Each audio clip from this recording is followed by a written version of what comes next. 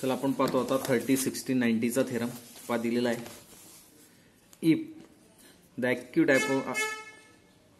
acute angle of a right angle triangle have measures 30 and 60, then the length of sides opposite to 30 degree is length of the hypotenuse.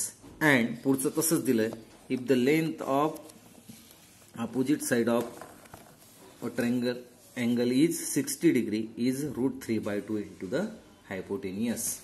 याचं statement परत सांगतो. if the acute angle triangle of right angle triangle is 30 and 60, the length of the opposite angle of 30 degree is half of the hypotenuse and the length of to its opposite side of angle of 60 is √3/2 into hypotenuse. थोडक्यात मराठीत मध्ये असं 30 अंशाचा कोणासमोरील बाजू ही कर्णाच्या निम्मे असते आणि 60 अंशासमोरच्या कोणासमोरची बाजू ही कर्णाच्या वर्गमुळात 3/2 पट असते असं आपल्याला सिद्ध करायचं आहे. चला मग करूया सिद्ध. डायग्राम काढतो मी.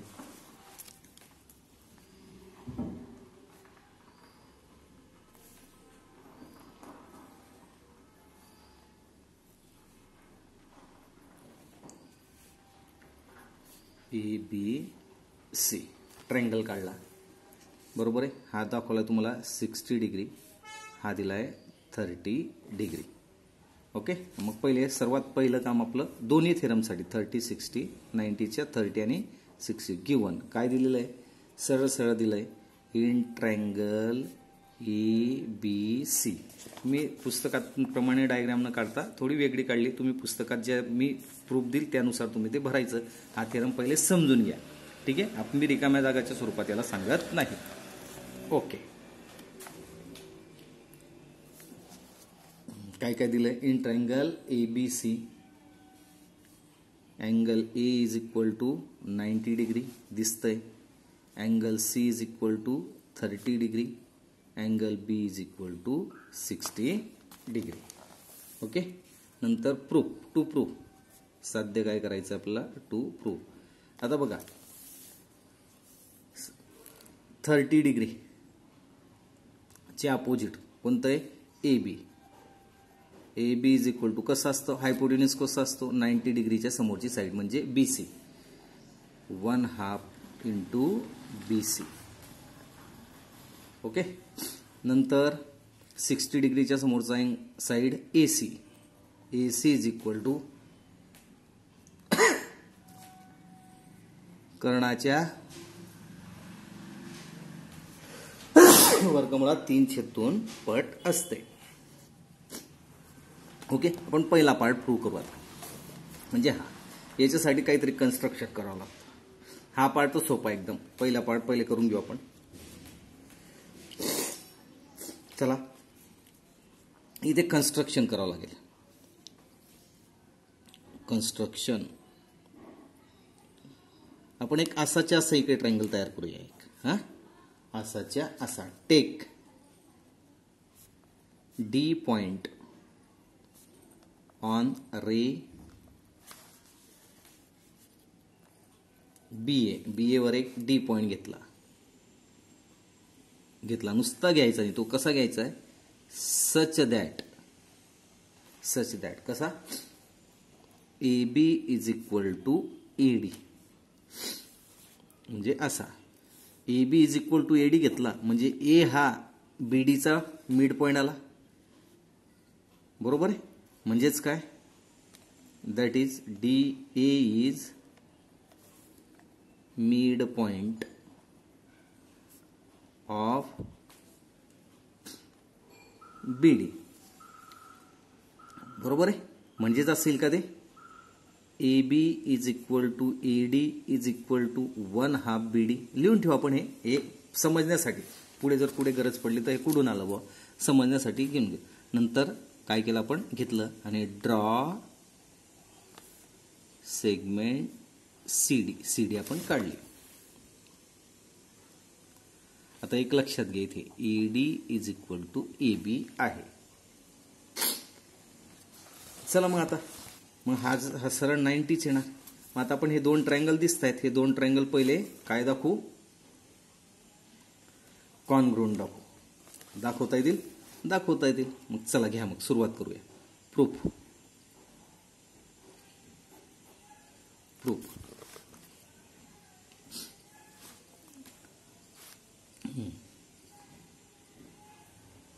करायची डायरेक्ट सुरुवात. चला करूया.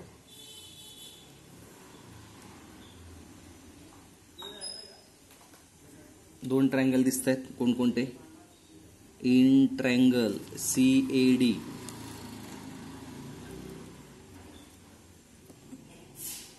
And triangle CAB.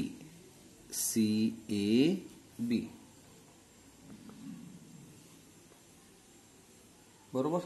चला काय करायचं? प्रूफ करायचं यांना. प्रूफ करूया. कोणत्या टेस्टनुसार ते होतील ते आपण बघूया आणि त्यानुसार हे सोडू. दोघं ट्रायंगल दिसत आहेत. कोणते दोन ट्रायंगल घेतलं, त्याच्यात काय काय कॉन्ग्रुएंट पार्ट आहे ते कॉन्ग्रुएंट पार्टचा आपण अभ्यास करू.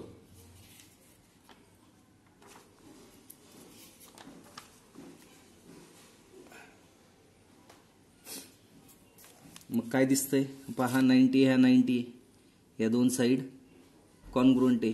ही साईड कॉन्ग्रुएंट कॉमन साईड आहे, म्हणजे SAS टेस्टनुसार हे कॉन्ग्रुएंट होतील. बरोबर आहे. मग काय घेणार मी? बोला. Side AD congruents to side AB. याला काय म्हणणार? कन्स्ट्रक्शन. बरोबर आहे. नंतर बोला. अँगल कोणता? CAD congruents to angle CAB. इथे म्हणणार इच 90 डिग्री. त्याच्यानंतर बोला. Correct. AC common side AC congruents to side AC. तिला म्हणा common side.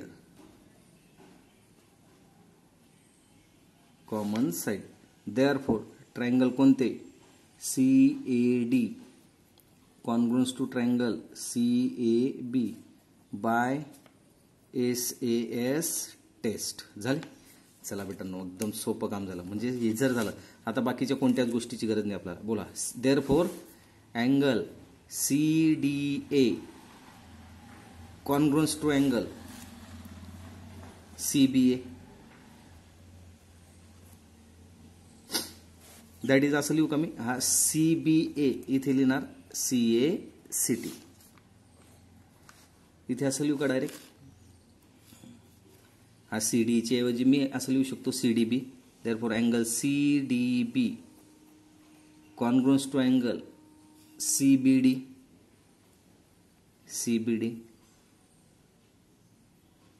as angle CBD is equal to 60 degree. दिलेलाच आहे पहा. CBD म्हणजे B दिला 60 डिग्री. हा गिव्हन आहे. देअरफॉर अँगल D म्हणा किंवा CBD म्हणा. CBD is equal to 60 degree. बघा. Sorry CDB. मग हा B 60 आहे, D 60 आहे, म्हणजे हा C सुद्धा किती येणार? 60 येणार का? बघा. In triangle CDB angle CBD is equal to 60 degree. Angle CDB is equal to 60 degree. Therefore angle DCB is equal to also 60 degree. याला म्हणणार रिमेनिंग अँगल.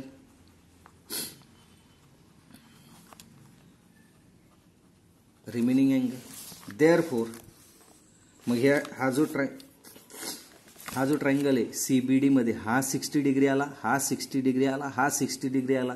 तिन्ही कोण जर 60 आले तर आपल्याला माहिती तो कोणता ट्रायंगल असतो? कोणत्या ट्रायंगलचे तिन्ही अँगल 60 डिग्रीचे असतात? इक्विलॅटरल ट्रायंगलचे. Therefore triangle CDB is an बोला इक्विलॅटरल ट्रायंगल. इक्विलॅटरल ट्रायंगल आला. मग इक्विलॅटरल ट्रायंगल जर आला तर त्याच्या साईड कॉन्ग्रुअंट असतात. कोणकोणत्या?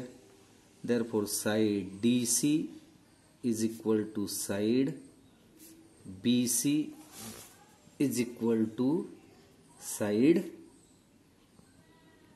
BD. तिन्ही साईड सारख्या आल्या. ठीक आहे. वाटल्यास याला आपण एक नंबर देऊन देऊ. पण आपल्याकडे असं दिलेलं आहे ॲज मी इथे लिहिलंय कन्स्ट्रक्शन मध्ये लिहिलं होतं. काय लिहिलं होतं? AB is equal to 1/2 BD लिहिलं होतं आपण. AB is equal to 1/2 BD. मी इथेच लिहून ठेवलं होतं बघा, मिड पॉइंट असल्यामुळे. बरोबर आहे. हां, मग आपल्याला प्रूव्ह काय करायचं आहे? AB is equal to 1/2 BC करायचं आहे. पण इथे तर आपलं BD आलं. पण इथे वर लिहिलंय मी बघा, BD is equal to BC. BD is equal to BC. मग BD च्या ऐवजी मला इथे काय लिहिता येईल? BC लिहिता येईल. बरोबर. Therefore AB is equal to 1/2 into BC. झाला पहिला प्रूफ. आता आपल्याला शिकायचं आहे याच्या समोरचं. बरोबर आहे. चला मग त्याचा प्रूफ सुरू करूया आपण. मग आता 30 झाला 60 in right angle triangle. In right angle triangle कोणता? CAB. CAB मध्ये राईट अँगल ट्रायंगल मध्ये angle CAB is equal to 90 degree. Therefore by Pythagoras theorem करूया. पायथागोरस थेरमचं काय येणार? BC square. BC square is equal to AC square plus AB square. याला न वाटल्यास आपण 2 नंबर देऊन टाकू. मग BC square is equal to हा बघा AC square. AB is equal to लिहिलं आपण 1/2 इंटू BC स्क्वेअर. ओके, सोडूया. BC square is equal to AC square plus 1/4 into BC square. हा इकडे सबस्ट्रॅक्शनला घेऊन आपण. BC square minus 1/4 BC square is equal to AC square. हे बघा 30च्या अपोजिटची साईड 60च्या अपोजिट साईड AC बघा इथे. हां, चला मग हा 4 इकडे आला. हा काय झाला? LCM घेतला. That is 4BC square is equal to BC square is equal to AC square upon 4. किती झाला? 3BC square upon 4 is equal to AC square. मग taking square root on both side. Taking square root on both side. मग काय आलंय? √3 4चा square root 2 BCचा square root BC is equal to AC. म्हणजेच काय? AC is equal to √3/2 into BC. हा तुमचा प्रूव्ह झाला 30, 60, 90चा थेरम. आता आपण पुढचा घेऊया 45, 90चा थेरम. चला 45, 90चा थेरम काय म्हणतो? हे बघा, हा खूप सोपा आहे.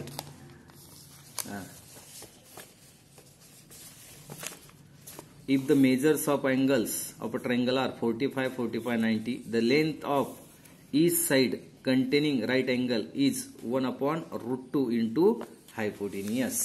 मग डायग्राम काढणार. 2 अँगल 45, 40चा आहे, एक 90 डिग्रीचा आहे. चला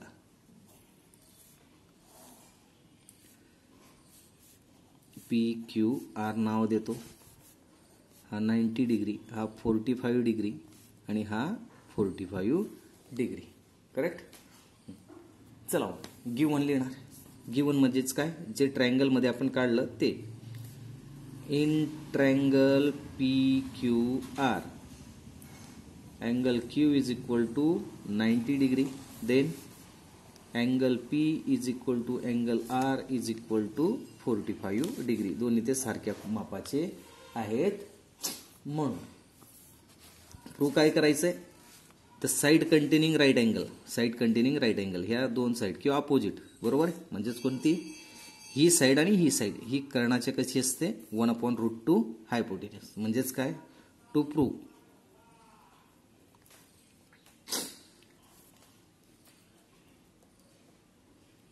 बोला, to prove PQ is equal to QR is equal to 1/√2 into hypotenuse म्हणजे PR.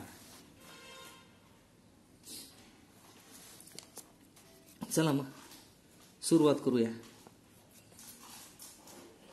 In triangle PQR angle P is equal to angle R is equal to 45 degree.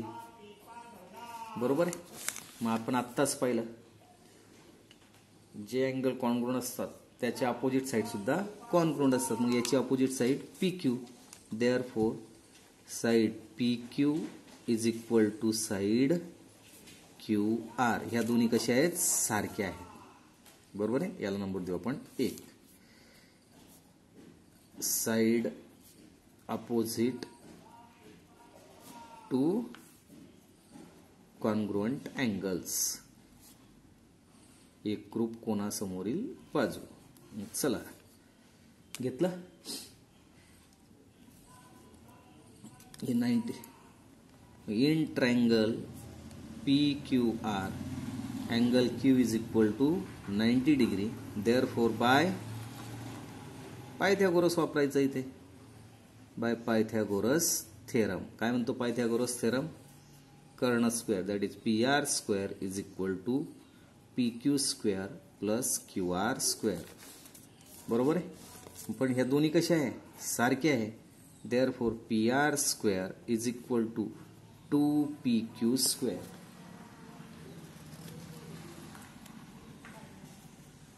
बरोबर आहे. कशावर ना, फ्रॉम 1. मग देअरफॉर PQ स्क्वेअर हा इकडे divide होईल 1/2 into PR square, taking square root on both side, taking square root on both side. म्हणूनच काय ना, म्हणून PQ इज इक्वल टू 1चं स्क्वेअर रूट 1, 2चं square root of 2 into PR. आलं. PQ इज इक्वल टू म्हणजेच काय, PQ is equal to QR is equal to 1/√2 into PR. झाला प्रूव्ह आहे. हे बघा.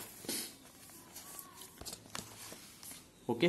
आता हे झाल्यानंतर एक शेवटचा एक टॉपिक या पुस्तक म्हणजे याच्यातला मीडियन. हे पहा, मीडियन कशाला म्हणतात, त्याला मध्यगा असं म्हणतात. ट्रायंगलच्या कोणत्याही एक व्हर्टेक्सवर, कोणत्याही एक व्हर्टेक्सवरची टाकलेली रेषा दुसऱ्या साइडला जर दोन सारख्या याच्यात विभागत असेल तर त्याला मध्यगा असे म्हणतात. If a segment joining the vertex of mid point on the opposite side of a triangle it is called as a median. तिला मीडियन असे म्हणतात. म्हणजे AD ही काय आली, मीडियन आली. D हा काय आला, त्याचा मध्यबिंदू आला. मग या ट्रायंगलच्या 3 मीडियन जर आपण काढल्या, इकडे काढली एक, ही सी पहा, तिला E नाव दिला. बरोबर. C मधून काढला, तिला F नाव दिलं. तर ही जी मीडियन आहे, हा जो आला that is a point of concurrence. याला काय म्हणतात, point of concurrence. when the line which are intersect and which can be intersect at a single point, एका पॉइंट मध्ये जमा झाल्या त्याला कॉन्करन्स म्हणतात. आणि ही जी कॉन्करन्स आहे, the point of concurrence of a triangle divides each medium into 2:1. हे पहा, the point of concurrence divides the is medium 2 point. हे जे आपल्याला ह्याच्यावर 10वीला एक्झाम्पल्स आहे 10वीच्या याच्यासाठी हे लागणार आहे म्हणून ही मीडियन सांगितलेली आहे आणि त्याचं पॉईंट ऑफ कॉन्करन्स आहे. हे लिहून घ्यायचं सर्व तुम्ही थेरम. हे पुस्तकातनं का लिहित नाही मी फक्त समजून दिलेले आहे. तुम्ही पुस्तकातनं लिहू शकतात फक्त रिकाम्या जागा भरून ते कंप्लीट करा. मी समजून दिलेले आहेत ते कसे त्या पद्धतीने सुद्धा ते सॉल्व्ह करता येतील. आता आपण उद्या किंवा दुपारून मी तुम्हाला 3.3चं हे पाठवतो व्हिडिओ. आपण ते 3.3चे एक्झाम्पल सॉल्व्ह करून घेऊया. ओके.